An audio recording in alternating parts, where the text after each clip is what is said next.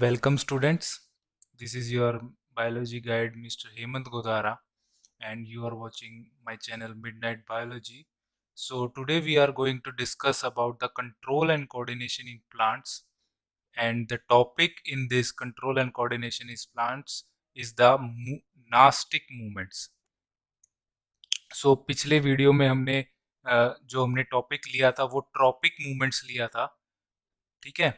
सो आज जो हम जिसके बारे में डिस्कस करने वाले हैं वो है हमारा नास्टिक मूवमेंट्स। सो बेसिकली आपको पहले ब्रीफ कर देता हूँ। ट्रॉपिक मूवमेंट्स वो थी जिन ट्रॉपिक मूवमेंट्स में प्लांट की ग्रोथ होती है। ऐसी मूवमेंट्स जो स्टिमुलस मिलता है प्लांट को, और स्टिमुलस मिलने के बाद में प्लांट क्या करता है, ग्रोथ शो करता है।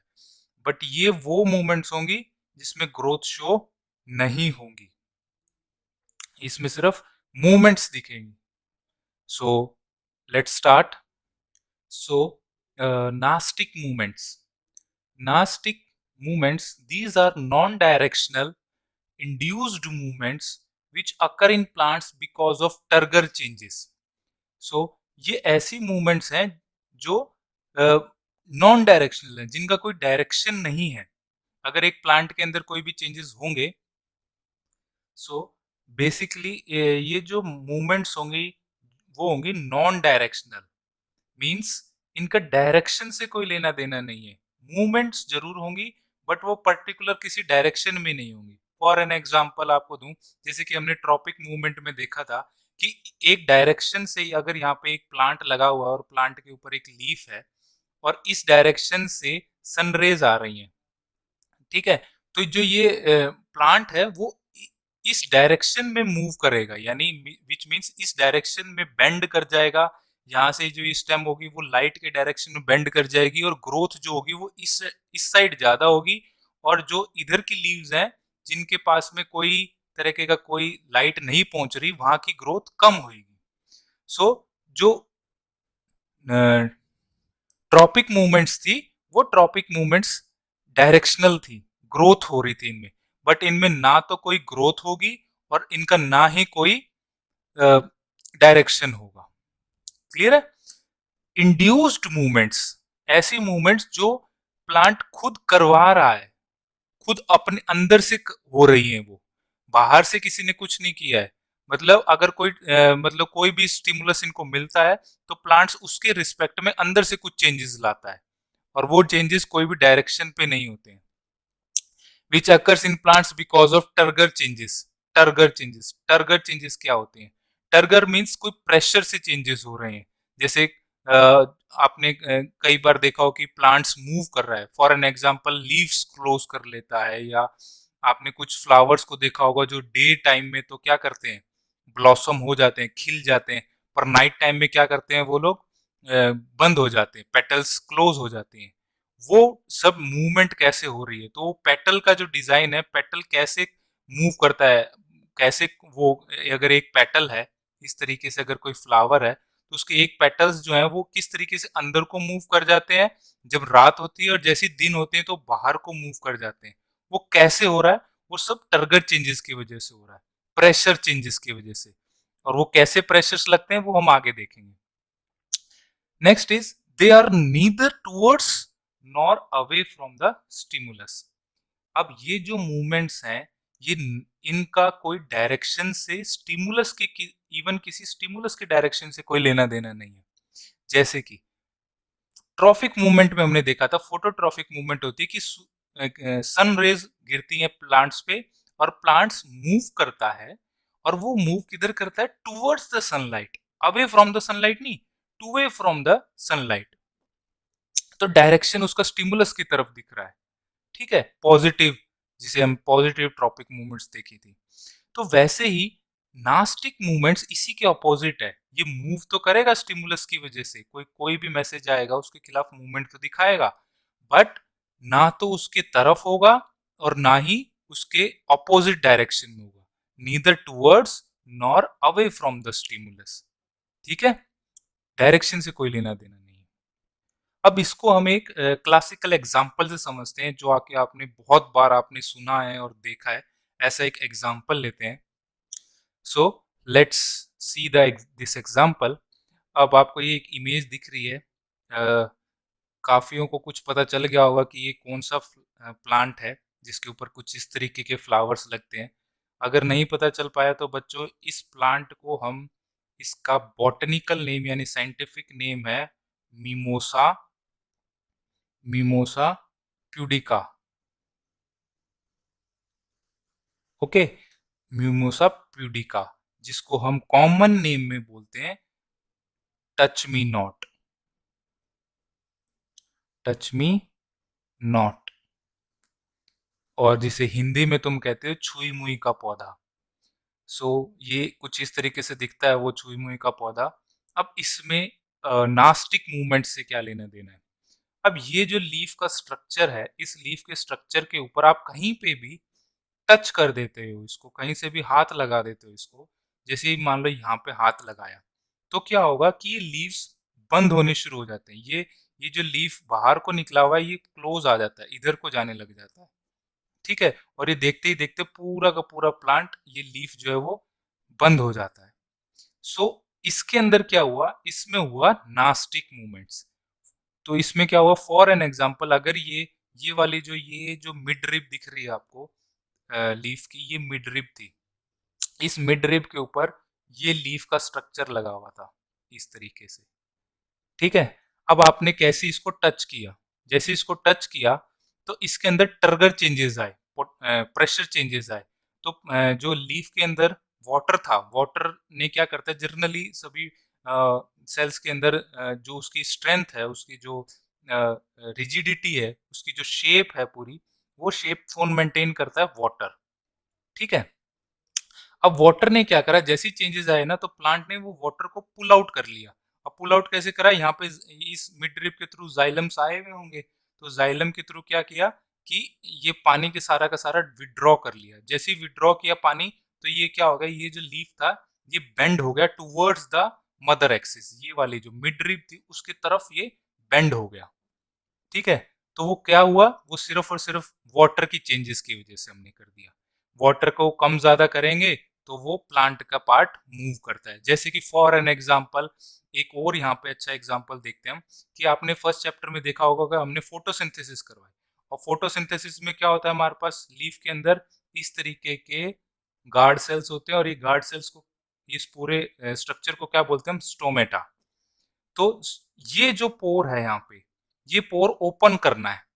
ठीक है, अब जैसे ही दिन आया, सूरज की किरणें आई, सन रेज पड़ी इसके ऊपर, लीफ के ऊपर, तो क्या हुआ, लीफ के ऊपर जैसे ही गिरी तो वाटर जो आप साइडों में लीफ के स्ट्रक्चर के अंदर यहाँ पे मीजोफिल सेल्स के अंदर पानी पड़ा था, वो पानी एकदम से क्या करेगा, गार्ड सेल्स के अंदर फिल हो जाएगा। जैसे ही गार्ड सेल्स के अंदर पानी जाएगा, H2O जाएगा, और ये गार्ड सेल्स क्या हो जाती है, स्वेलअप कर जाती है, फुल पूरी फूल जाती है।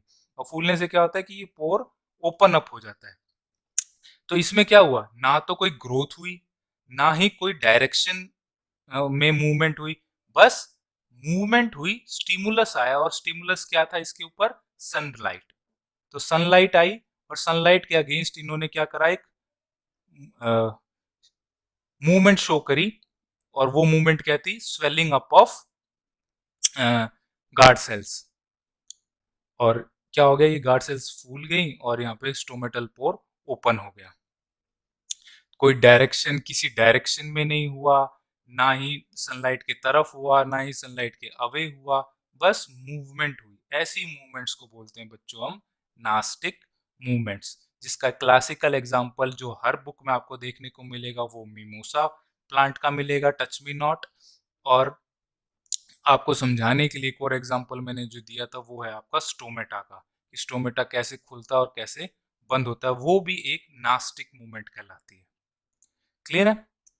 Now let us move on तो टाइप्स ऑफ नास्टिक मूवमेंट्स की, क्या क्या टाइप्स है नास्टिक मूवमेंट्स की।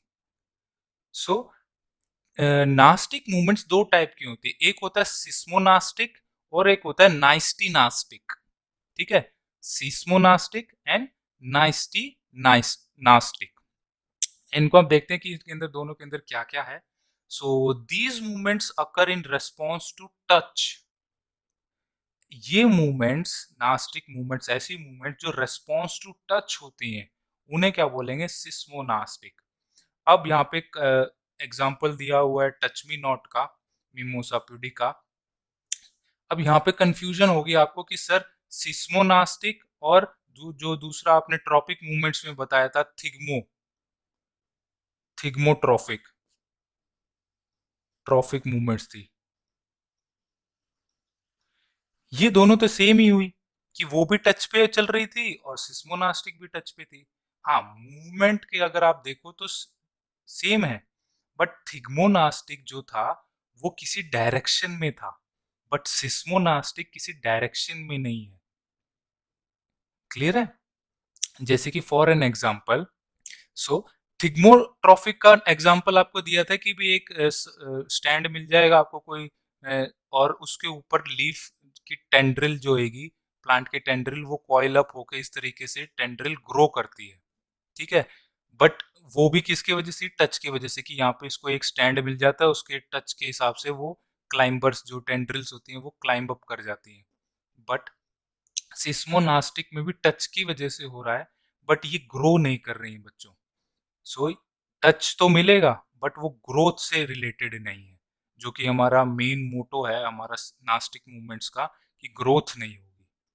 क्लियर है? सो थिग्मोट्रॉफिक में टच की स्टिमुलस टच ही होता है, इसमें भी स्टिमुलस क्या था, टच था, उसमें भी स्टिमुलस टच ही है, बट इसमें ग्रोथ नहीं होगी और थिग्मोट्रॉफिक में ग्रोथ हो रही थी। नेक्स्ट आता है हमारा नास्टी नास्टिक। ये क्या है? These movements involves the changes in position of flower during the day and leaves of the plants during day and night. अब for an example, dandelion flower. Dandelion flower क्या होता है? तो ये जो डेंडलियन फ्लावर है, इसका हम एग्जाम्पल देखते हैं, हम पिक्चर के हिसाब से देखते हैं कि डेंडलियन फ्लावर होता क्या है।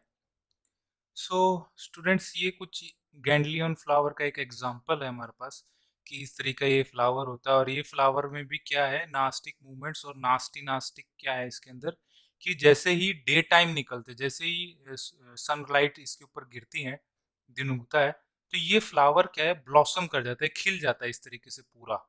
और जैसे ही नाइट आएगी उसी टाइम ये क्या कर जाएगा, क्लोज अप हो जाएगा, एकदम बंद हो जाता है।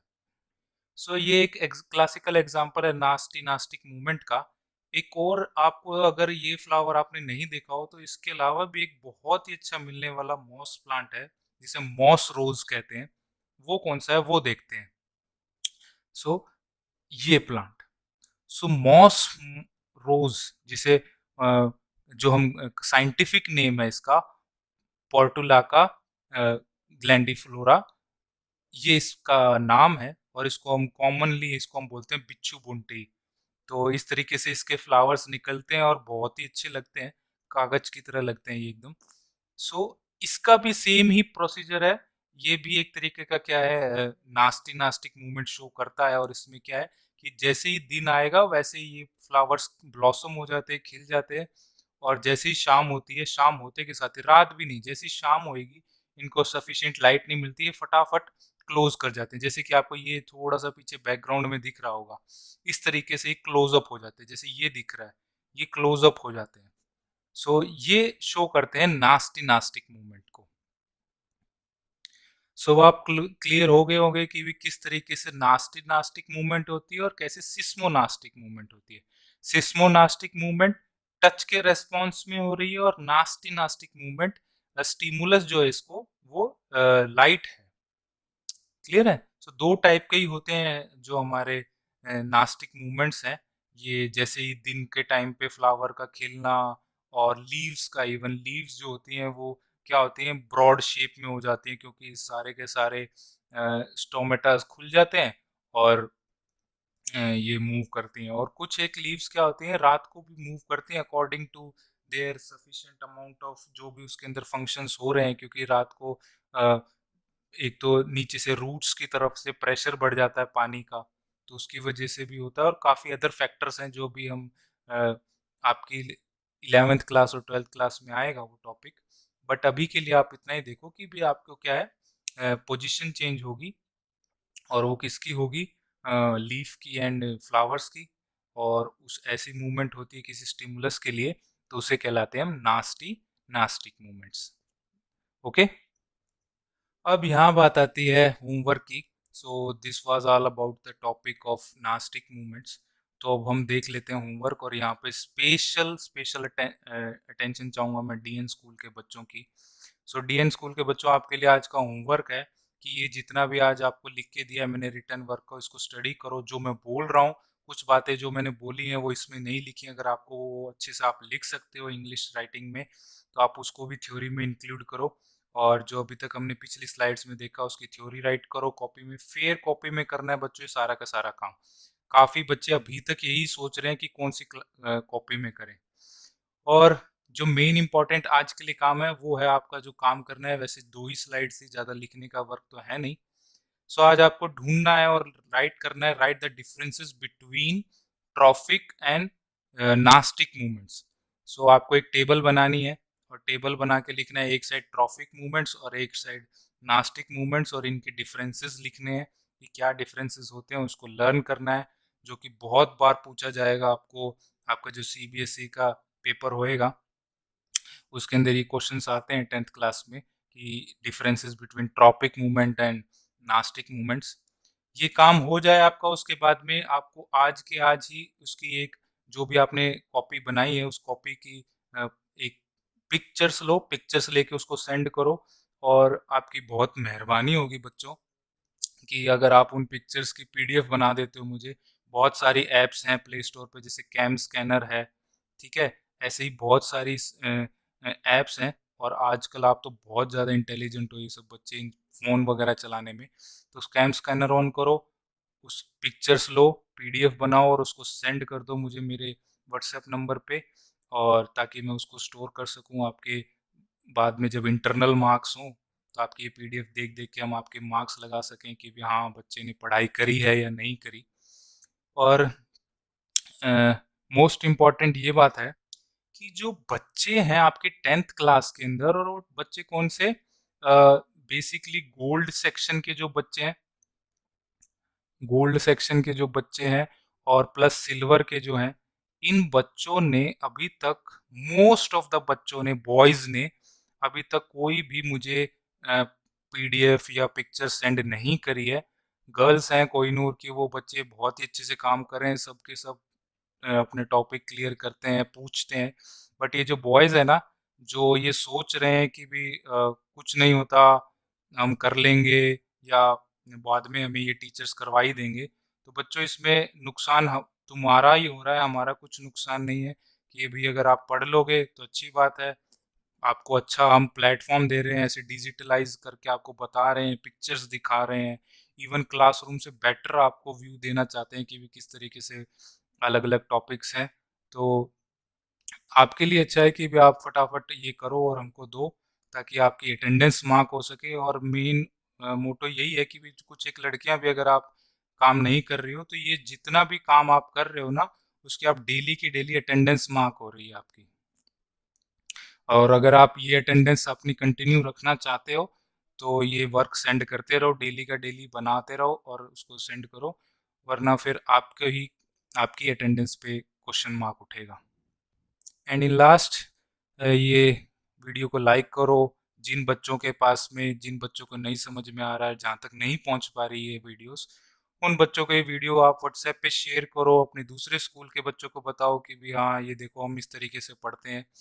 और चैनल को कुछ नहीं करना है, यहाँ पे एक छोटा सा डब्बा आएगा, उसको सब्सक्राइब करो, ताकि मुझे पता चल सके हाँ चलो इतने बच्चे तो कम से कम डेली पढ़ रहे हैं।